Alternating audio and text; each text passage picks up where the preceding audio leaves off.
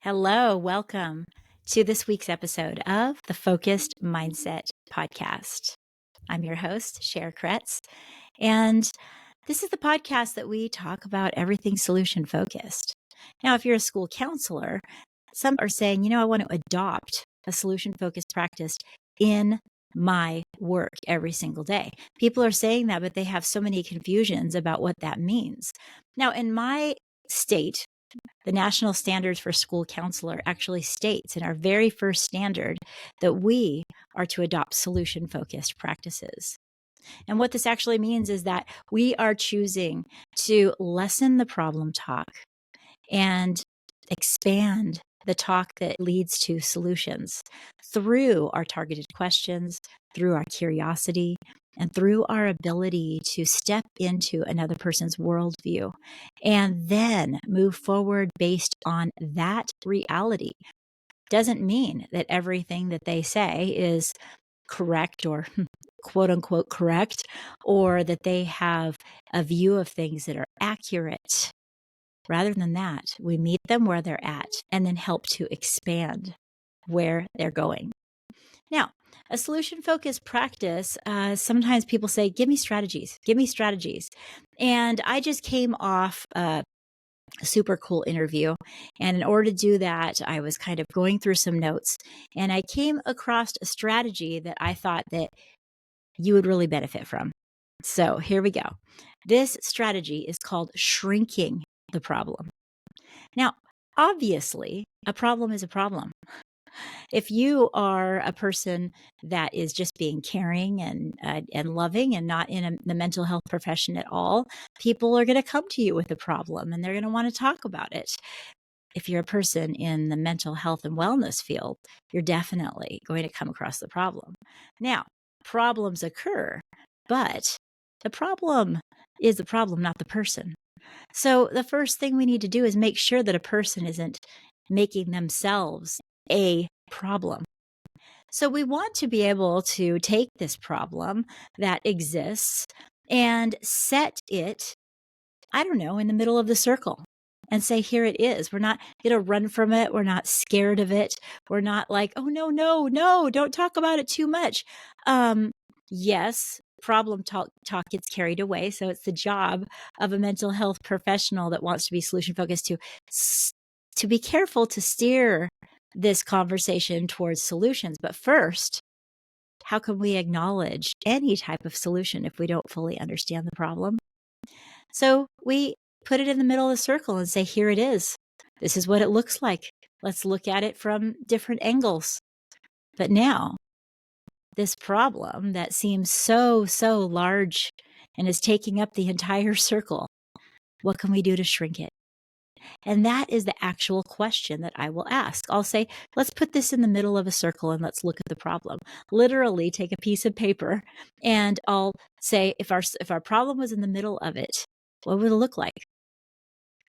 And then I ask that critical question. What could we do to shrink this problem? I don't know, it's just so big, they might say. And you'll say, well, if there was one thing we could do to shrink it, what would it be? And then we can say, well, let's talk about friends. Let's talk about people who support you. Let's talk about the time of day that you're most successful. Let's talk about all these avenues that create this problem.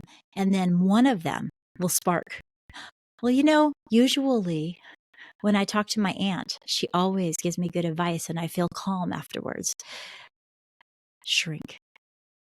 Or it might be, the other day when, let's say the problem is, I don't know, they're just too stressed out. So every time they take a test, they're failing. The other day, my teacher had us listen to calming music and I got a better grade on that one. You just found a solution that might shrink it.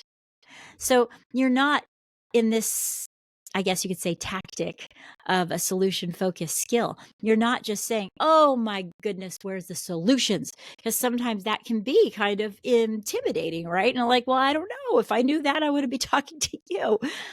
But that picture of this problem shrinking and shrinking and shrinking until it's manageable.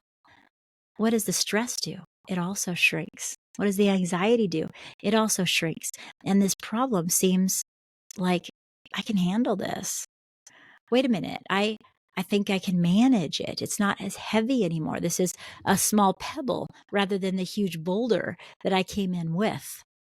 So your client or the person that's talking to you about an issue, their problem is likely not going to disappear because of a conversation with you, but their mindset could shift. And when their mindset shifts about that problem, it can feel lighter to them as they walk out.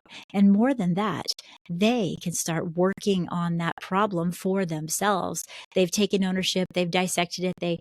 They don't feel heavy though. They feel like, hey, I can figure this out. When the problem in my mind has shrunk, then I'll sometimes stop right there and be like, man, I can't wait to see how you can solve this. I can't wait to find out the strategies that you discover in the next week or so, because I can see that you're ready to do that. I think too often mental health professionals, school counselors, they feel the burden of solving the problem. And people that come to them act as though they want you to solve their problem.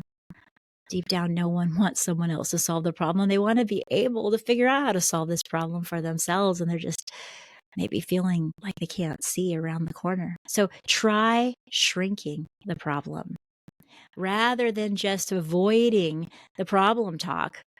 The problem talk can lead to solution talk quickly when the problem seems easy to pick up, easy to carry, and easy to manage. I'll have that same piece of paper that I talked about.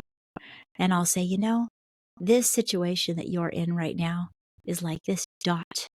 This whole paper is your life. That one little dot is where we're at right now.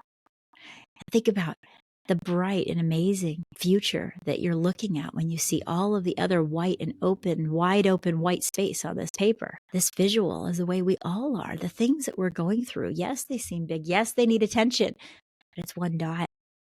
And we're unable to predict and completely see the future, but we can believe in a bright future and know that we can take steps to move closer to it. And you can do that today. I hope that you are able to look at each one of the problems that you face as something you can shrink and then something that is solvable. So you can move on to the next venture, the next amazing opportunity. Look, we're going to talk next, my very next podcast that I'm going to record after this one and then put out in a week for you. We're going to talk about MTSS. If any of you know what that is, that's tiered levels of support. And we're going to talk about it in a brand new way, a solution-focused way. So I hope you join me next week. And feel free to look back at some of the episodes that I've had in the past. I have so many different topics. If you're interested in parenting, probably the first 100 were about that. All sprinkled all the way through is interviews with solution-focused experts and other people that care about helping people. And then the next 100, you're going to see a lot about basic listening, life skills, conversation skills, kind of mimicking the things that we talked about in the TEDx. Look, find some that work for you. Because that's why I put these out here.